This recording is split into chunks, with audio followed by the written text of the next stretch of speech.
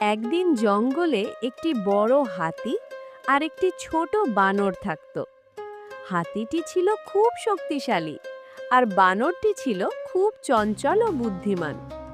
একদিন বানরটি গাছের ডালে খেলছিল। হঠাৎ তার হাত থেকে একটি পাকা আম নিচে পড়ে গেল। বানরটির নিচে নামতে ভয় পেল, কারণ সেখানে কাঁটা ঝোপ ছিল। তখন সে হাতিকে বলল, বন্ধু হাতি, তুমি কি আমাকে সাহায্য করবে?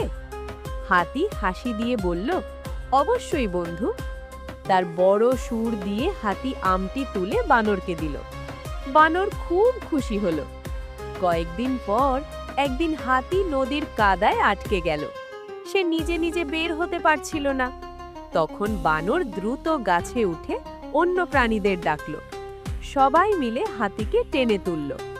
হাতি তখন বলল, বন্ধু বানর, আজ তুমি আমাকে বাঁচালে। বানর হেসে বলল, বন্ধু মানেই একে অপরকে সাহায্য করা। শিক্ষা: ছোট হোক বা বড়, সত্যিকারের বন্ধু সব সময় একে অপরকে সাহায্য করে।